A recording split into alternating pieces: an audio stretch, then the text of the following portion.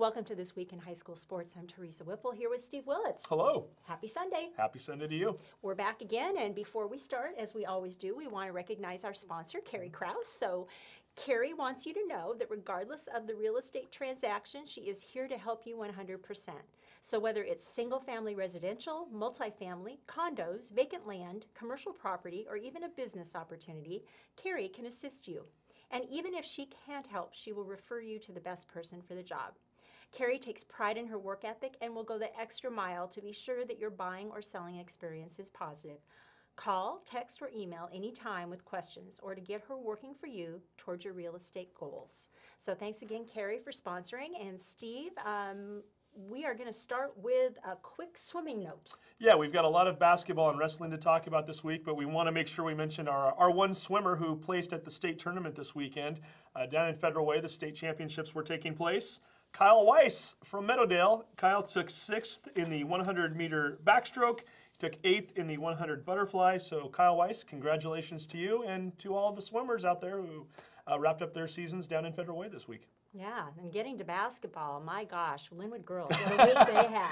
I don't even know what to say about the Linwood girls anymore. I mean, everything that every time I think I know exactly how good they are, they elevate their game even more if that's possible. They've already won a state championship. They are undefeated this year, and they had themselves a terrific week in the district semifinals and finals. Wednesday night they played Stanwood, a team that's very good up in the Wesco 3A North Division. It's 25-6 at the end of the first quarter. Linwood ends up rolling to a 63-24 victory. Michaela Pivick, 22 points, and that set up what we thought might be the game of the year, possibly. We figured going into the district tournament it would be Linwood and Arlington, the two undefeated teams from Wesco this year, and both teams ranked in the top 3 in the state, and we thought we were going to get a great game. And we did for about 5 minutes. That's right. It was 10-10 at one point. Yeah. Linwood then scored the next 34 straight points. They scored 34 in a row to make it 44-10. They actually scored 49. They went on a 49-5 run, and 4 of those 5 points for Arlington came on a 4-point play. So you can start to do the math. It got ugly early and quickly, and Linwood ends up winning 60-22 again over an Arlington team that was ranked 3rd in the state. This is the district championship game we're talking about. This isn't an early round game. Yeah. And the Linwood Royals, they do it again. We've got a picture right there of the girls celebrating their victory afterwards. I think we've got a couple more pictures there as well, if we could show those. There's a picture of Coach Everett Edwards with his daughter Jordan. Jordan had a phenomenal game in that championship game, 21 points, 4 steals. Kelsey Rogers also, by the way, 10 points and 10 rebounds to go along with 4 block shots in that game. And I think, by the way, we have one more picture we'll kind of float up there. It's of Caprice Boston, who there's Caprice right there. Yeah, on the floor. On the floor. Fighting for the ball. Which is what all the Linwood Royal players do so well when they need to. But again, just Linwood having a phenomenal season. They move on to regionals, and they do it in a big way. Very good. Okay. Well, and Edmonds-Woodway also had a great week. Edmonds-Woodway had a fantastic week. The Warriors having to play in the consolation bracket. They lost that first-round game to Linwood. It meant that Edmonds-Woodway had to win 3 games over the course of 4 days just to get to regionals. And they were playing some tough teams, too. They had to travel up to Ferndale on Wednesday night, and they defeated Ferndale 78-56. Adrian Poling, the freshman, had 19 points in that game. 2 nights later, they had to turn around and travel to Glacier Peak to play a Grizzly team that defeated them twice during the regular season. Edmonds-Woodway gets their revenge. They knock Glacier Peak out of the playoffs. Missy Peterson with a 27-point night. And it wasn't just Missy. Missy ends up fouling out in the 4th quarter. I think they were trailing Glacier Peak at that point by 1 or 2 points. And the rest of the team put it on their shoulders. Maddie Burdett with 12 points. So they get a victory there. And then the very following day, they had to go to Jackson High School, where they played in the final game of the tournament, the 3rd and 4th place game. Again, if you lose this game, your season comes to an end. If you win, you advance to regionals. They had Shorewood waiting for them, and this is a Shorewood team that beat them in overtime just a few weeks ago. Yeah. And Edmonds-Woodway gets the victory, 43-35. Missy Peterson, once again, 24 points. So she had, if you're doing the math, 51 points over 2 days. Maddie Burdett has a 10-point night, and the Warriors, they come through in that consolation bracket that was full of tough teams. and they move on to the regionals. Right, and we do have a great photo there of Maddie Burdett Yes, we and do. Missy Peterson celebrating after. And you know, I heard an interview that Doug Petrowski, who was covering part of the game for us, doing with Rebecca Wells, the head coach at Edmonds-Woodway, and she said that they have really been working a lot on mental preparedness, and she attributed a lot of their ability to get through those 3 games and come back to that. They've been doing a lot of visualization. She believes that they are at a point where they're peaking now, and they have a shot at being able to go further. And the girls, of course, like all teams, they want to go to the Tacoma Dome. Absolutely. And so we wish them the best of luck and hope that they can pull it off. Definitely. So, okay.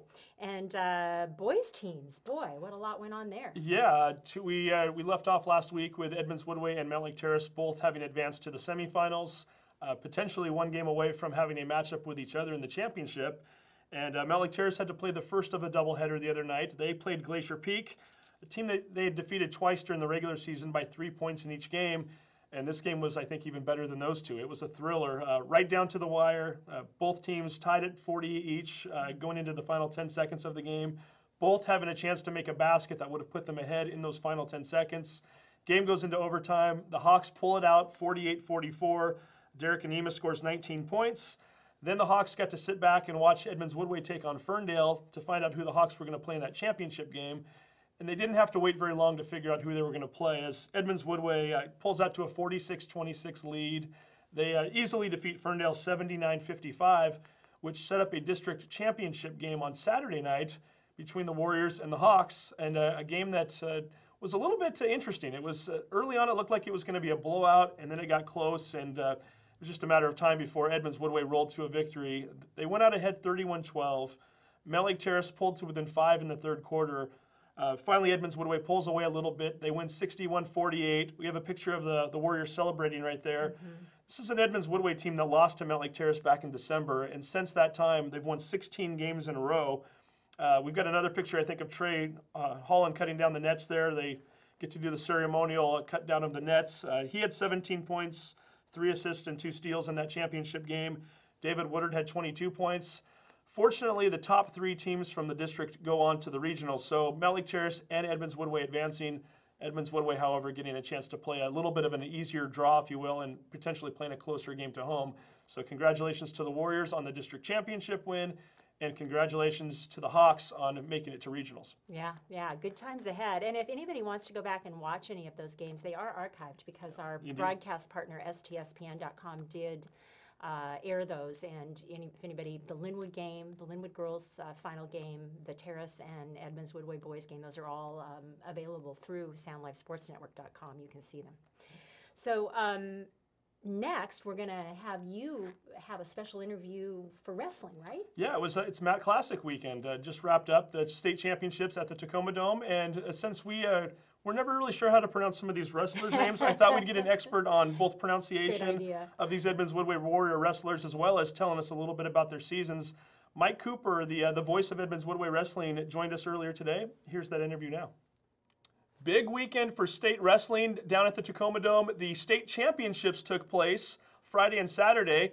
Not a bad weekend for Edmonds School District wrestlers. And with me right now, the voice of the Edmonds-Woodway Warrior Wrestling Program, as well as a local wrestling aficionado, Mike Cooper. And Mike, the Edmonds-Woodway Warrior team, placing at state and having one of their better finishes in school history. That's right, Steve. Matt Classic 28 was a great year for Edmonds-Woodway Wrestling. Probably the highest finish in the history of Edmonds-Woodway High School. And one of those wrestlers who helped them get there, the state champion, and I think we have a picture of him. There's Mason McDaniel right there, the transfer from Juanita. And talk a little bit about Mason and the season he had. Well, Mason had a really exceptionally good season, 103 pins in his high school career. Had a very, very good season. Last weekend, Mason lost in the regional finals to Azariah Crew from Arlington. He got even in the finals of the state tournament and defeated Azariah Crew by a score of 7-3. Outstanding young wrestler, a lot of fun to be around, and really enjoyed having him as part of the team this year after he transferred. Speaking of the team, we have a picture of them here down at the Tacoma Dome. 10 wrestlers making it down to Tacoma total. A special group of kids right here. Very special young team, loaded with seniors. but a couple of young wrestlers that are going to really anchor the team next season as they reload.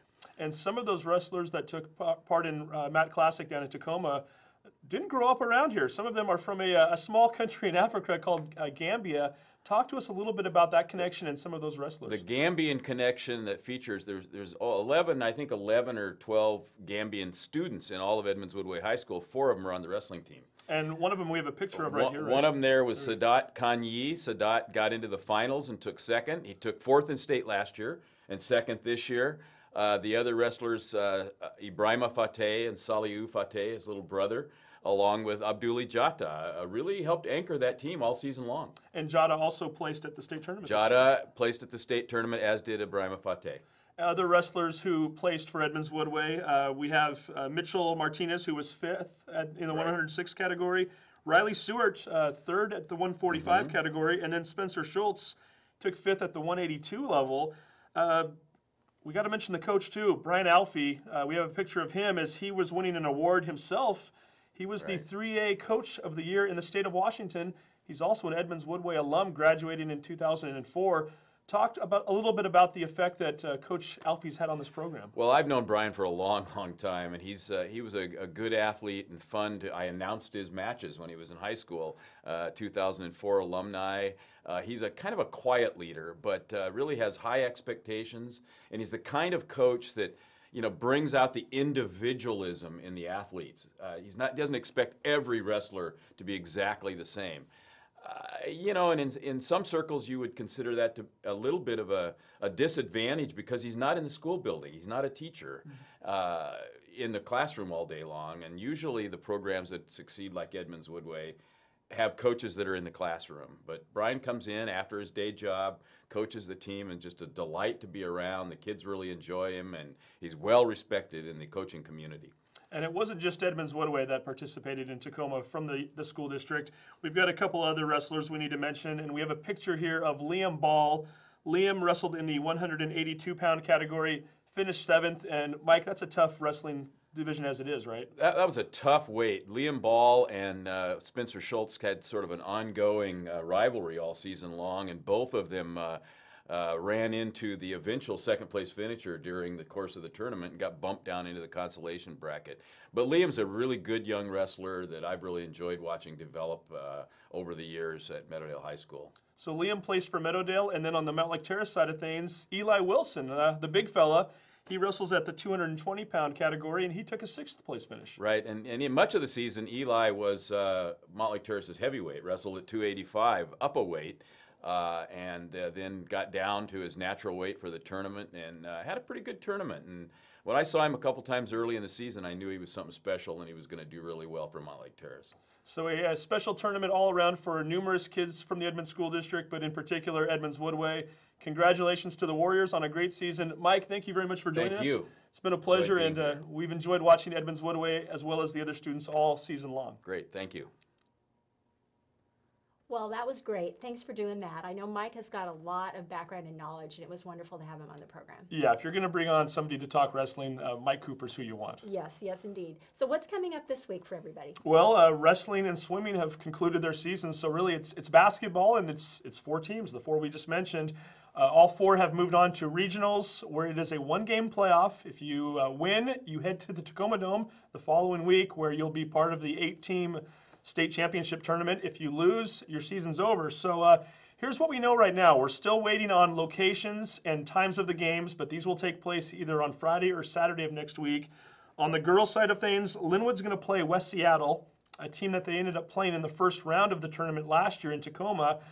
West Seattle team that's 22-3 on the year. So we think Linwood's the favorite to win the entire state tournament, but this is not an easy draw. This is probably not who they wanted to see in regionals.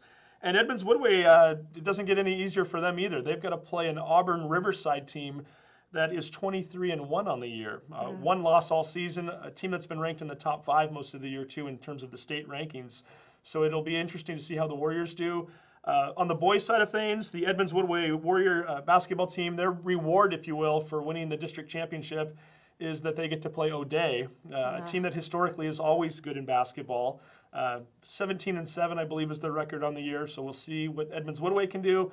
One fun side note, David Woodard, who leads the team in scoring for Edmonds-Woodway, transferred from O'Day this year. So he's playing against his old teammates. Oh, that's an interesting storyline, isn't it? It could be indeed. So we'll see how David does against the Irish, the team that he used to play for. And then the Mount Lake Terrace Hawks. It doesn't get any easier for them either. They drew Bellevue in the first round. Bellevue, who is currently ranked second in the state behind Garfield in the 3A rankings. So we will see how these teams do. Again, we do not have anything listed for dates and times, but if you go to wescoathletics.com, by Monday morning, everything should be posted and up and ready to go, and we'll see how those 4 teams do, and we certainly wish them well. So, again, thank you for tuning in this week. We'll be back here next week to talk plenty of basketball, and hopefully we'll be talking about at least a few of these teams maybe going to the Tacoma Dome. Stay tuned.